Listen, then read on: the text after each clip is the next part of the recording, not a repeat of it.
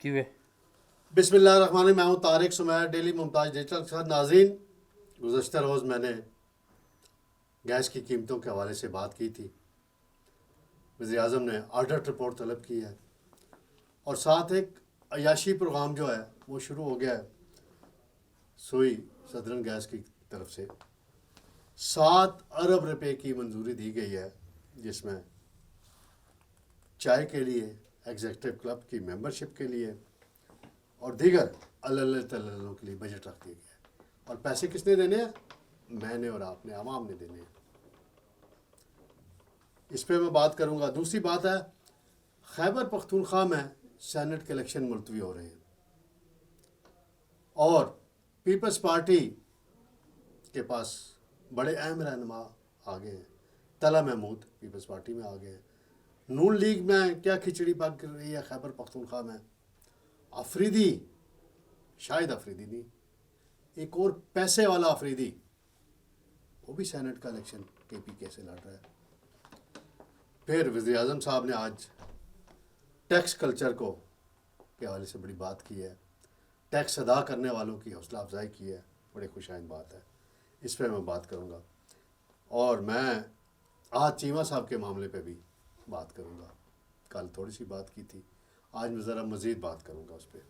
सबसे पहले मैं आऊँगा नाज़रीन, गैस की कीमतों के हवाले से कल मैंने बात की थी और मैंने कहा था कि वज़ीर आज़म साहब, हम आपको तब मानेंगे जब कीमतों में इजाफे के अलावा कोई हल ढूंढें। तो अब उन्होंने ऑडिट रिपोर्ट मांग ली है गैस कंपनियों की, जो सारे मामलात हैं, गैस चोरी है, उस हवाले से देखते हैं ऑडिट रिपोर्ट में क्या कुछ आता है। आज मेरे पास कुछ तफसीलात आई हैं मज़ीद। 7 अरब रुपए की एक मंजूरी दी गई है। उसमें जनाब हज अखराजात हैं जी, मुफ्त गैस है 13 करोड़ रुपए की मिलेगी जी। 4 करोड़ 50 लाख रुपए चाय काफ़ी के लिए रखे गए हैं। एग्जीक्यूटिव क्लब्स की मेंबरशिप के लिए 5 करोड़ 80 लाख रुपए रखे गए हैं। और ये अदा किसने करने हैं? कंज्यूमर ने अदा करने हैं। यहाँ वज़ीर आज़म पाकिस्तान और वज़ीर कहते हैं हमने तनख्वाह नहीं लेनी। वो मुल्क की माशी सूरत हाल के पेश नज़र ऐसा फ़ैसला करते हैं। और यहाँ देखें नाज़रीन, यहाँ इस्लामाबाद क्लब है, उसकी मेंबरशिप के लिए 35 लाख रुपए कम से कम फीस है। और ये जो गैस कंपनी के MDs हैं और सीनियर एग्जीक्यूटिव्स हैं, जिनकी 1 करोड़ 40 लाख 30 लाख 20 लाख 60 लाख सैलरीज है महीने की, और बाकी मरात अलग है। वज़ीर आज़म बेचारे की कितनी तनख्वाह है? 2.5 लाख रुपए, वो भी नहीं ले रहा। सदर पाकिस्तान की 11 लाख तनख्वाह है, वो भी उन्होंने ऐलान कर दिया नहीं लेनी। वुज़रा की भी इसी तरह 2.25 लाख रुपए तनख्वाह है। और जो कंपनियां लॉस दे रही हैं, लूट मार कर रही हैं, करप्शन कर रही हैं, वो कह रही है क्लब की मेंबरशिप भी हम आवाम के खून पसीने की कमाई से लेंगे। मैं नाज़रीन आपको बताता चलूं, इस्लामाबाद क्लब की मेंबरशिप सेनेटर्स को भी मिलती है, MNS को भी मिलती है, लेकिन वो ज़ाती जेब से अदायगी करते हैं, कौमी ख़जाने से नहीं करते। अगर उनको मेंबरशिप दी जाती है तो वो ज़ाती जेब से पैसे देते हैं, ख़जाने से नहीं उनका पैसा जाता। और ये कंपनियों के एग्जीक्यूटिव्स अपनी फैमिलीज़ के लिए एग्जीक्यूटिव क्लब्स हैं, जिमखाना हो गया, इस्लामाबाद क्लब हो गया, उनकी मेंबरशिप के लिए गरीब पे इजाफी बोझ डालते हैं बिल का। और फिर वज़ीर आज़म साहब इसका भी नोटिस लें, ये बंद कराए याशियाँ। पूछें मुसद्दक मलिक को बुला के, सेक्रेटरी पेट्रोलियम को बुला के पूछें ये क्या कर रहे हैं। फिर आप कहते हैं जी हुकूमत के खिलाफ बात की जाती है। भाई मैं तो करूंगा, हुकूमत के खिलाफ नहीं, अवाम के हक में बात करूंगा। हुकूमत के खिलाफ भी अगर कोई बात, गलत फैसला हुआ है, गलत इम्प्लीमेंटेशन होती है, तो मैं करूंगा उस पर बात। चोरी क्यों नहीं रोकते गैस की? मुसद्दक मलिक साहब, आप रोज़ TV बैठे बड़े बड़े टॉक शोज़ में बैठ के बातें कर रहे होते हैं, ये बताएं ना इसका क्या जवाब है। ये 7 अरब रुपया क्यों रखा गया है इस मद में? हज करना है तो करें ना अपने पैसे से, क्लब्स की मेंबरशिप लेनी है, अपनी ज़ाती तनख्वाह में से लेना। पता है वहाँ नाजरीन क्या होता है? जो पहला हफ्ता आता है हर महीने का, हर ऑफिसर जिसकी ग्रेड के हिसाब से होता है उसकी कॉफ़ी चाय का सामान वो उसको प्रोवाइड कर दिया जाता है। वो क्या करते हैं? घर ले जाते हैं, अक्सर उनमें से घर ले जाते हैं, यहाँ तक की चोरी की जाती है। वज़ीर आज़म साहब नोटिस लें इस बात का और बुलाएं वज़ीर पेट्रोलियम को, मुसद्दक मलिक को, फिर पता करें कि ये कंपनियां कर क्या रही हैं, इनके लॉसेस क्यों बढ़ते हैं, इन वजूहत पे बढ़ते हैं, और फिर बोझ अवाम पे डालो। मीटर लोगों ने उतारने शुरू कर दिए हैं। अगर वज़ीर आज़म अपनी तनख्वाह छोड़ सकता है तो ये क्यों नहीं छोड़ सकते अपनी तनख्वाह 1 महीने की? छोड़े ना। नाज़रीन, दूसरा मामला है, सेनेट के इलेक्शन हो रहे हैं जी। खैबर पख्तूनख्वा में बड़ी दिलचस्प सूरत हाल पैदा हो गई है। तला महमूद साहब हैं, JUI छोड़ दी है, 20-22-25 साल की रफाकत मौलाना फजल रहमान साहब के साथ बड़ी निभाई उन्होंने भी निभाई। ये 2002 से मुसलसल JUI के टिकट पे सेनेटर बनते रहे। अभी हाल ही में इन्होंने चतराल से कौमी असम्बली का इलेक्शन भी लड़ा, खासी इन्होंने अच्छी कंपेन भी चलाई, इन्वेस्टमेंट भी बड़ी की वहाँ इन्होंने वहाँ, और हार गए।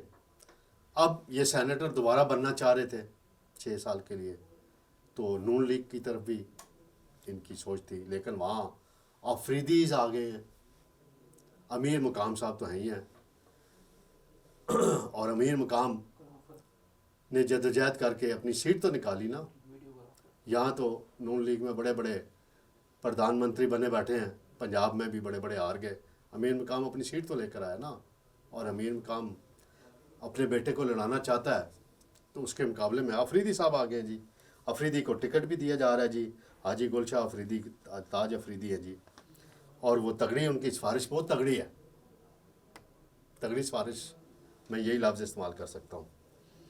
तो वो अब आ रहे हैं। अब वहाँ KPK में सूरत हाल ये है कि मखसूस नशिस्तों के अरकान का हलफ नहीं हो रहा, सुबह हुकूमत इजलास नहीं बुला रही। तो अब कल हाई कोर्ट ने, अगर पेशावर हाई कोर्ट ने ये फ़ैसला दे दिया कि जी हलफ लिया जाए फौरी तौर पे, तो ठीक है। अगर ऐसा ना हुआ हाई कोर्ट से फ़ैसला, तो इलेक्शन कमीशन 2 अप्रैल को खैबर पख्तूनख्वा में सेनेट के इलेक्शन मुलतवी कर देगा, और ये सारा एक आइनी बुरान पहले ही मौजूद है, थोड़ा सा सेनेट के हवाले से बड़ा बढ़ जाएगा। फिर फैसल वाडा साहब हैं, बड़े बड़े दावे करते, बड़ी बातें करते, बड़ी फड़के मारा होता है, बड़ी बड़ी वो दावे, गेट नंबर 4 की पैदावार, शेख रशीद भी ऐसे दावे करता होता था। क्या असर हुआ उसका? फैसल वाडा कभी उसी रास्ते पे ही जा रहा है। पहले MKM ने उनको रिफ्यूज़ कर दिया, और आज पीपल्स पार्टी ने भी कह दिया है कि हम आपको अपनाने के लिए तैयार नहीं है। तो फिर आप भाई कहाँ से सेनेटर बनेंगे? बलूचिस्तान चले जाते, आपके पास सरमाया बहुत है, वहाँ से बन जाते सेनेटर। बहरहाल आपका चांस अब ख़त्म हो गया।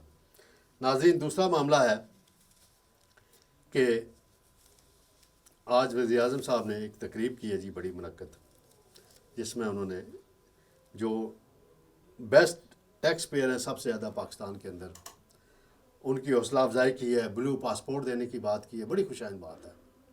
मैं एक और बात सजेशन देना चाहूँगा वज़ीर आज़म साहब को। जो टैक्स देने वाले हैं, एक तो सरकारी मुलाजम हो गए, एक प्राइवेट कंपनियों के मुलाजम हो गए, आप उन्हें टैक्स नंबर पे सरकारी अस्पतालों में मुफ्त इलाज की सहूलत तो देना। हम जैसे लोग टैक्स देते हैं, प्राइवेट अस्पतालों में महंगा इलाज कराना पड़ता है, सरकारी अस्पताल में सिफारिश ढूंढनी पड़ती है, तो होता है इलाज। तो आप इनकरेज करें ना लोग और टैक्स में नेट में आए, तो आप इनको दे दें, एक कार्ड इशू कर दें FVR से कि जी ये कार्ड होल्डर है FVR के, टैक्स देते हैं, कौमी ख़जाने में अपनी कंट्रीब्यूशन करते हैं, ताकि वो उधर से तो हो जाए ना। ये इस पे काम करें। मैं वज़ीर ख़जाना साहब से भी मेरी मुलाकात आइंदा चंद रोज़ में है, मैं उनसे इसी हवाले से रिक्वेस्ट करूँगा कि वो इस चीज़ को लेकर आगे बढ़ें, और ये बड़ी खुशाइन बात है उन्होंने ये फ़ैसला किया। नाज़रीन, बड़ा हार्ड इशू चल रहा है HSN कॉलेज का। आज चीमा साहब जद में हैं मीडिया की, सोशल मीडिया की। आज चीमा साहब ने पता नहीं क्यों ये फ़ीस माफ़ कराने वाला लेटर लिखा, फिर गवर्नर साहब को भी इन्वॉल्व किया। वो उनका मौक़िफ़ है कि जी वो इधर इस्लामाबाद आ गए थे, तो भाई आपने वो सीट जो है वैकेंट छोड़ी नहीं थी ना, मौजूद थी ना सीट, आप दे सकते थे, फीसें दे देते, बच्चों को यहाँ एडमिशन करा लेते। बहरहाल ये एक स्कैंडल बना दिया गया है।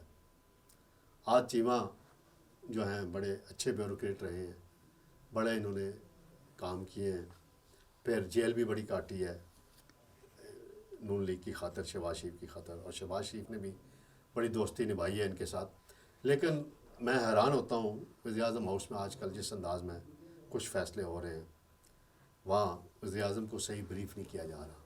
ब्रीफ़ करने वाले वज़ीर-ए-आज़म को 3 अफराद हैं इस वक्त। एक आहत चीमा साहब का है, उनका बड़ा किरदार है। एक प्रिंसिपल सेक्रेटरी साहब हैं गिलानी साहब, और एक प्रिंसिपल सेक्रेटरी साहब हैं। ये 3 अफसर हैं।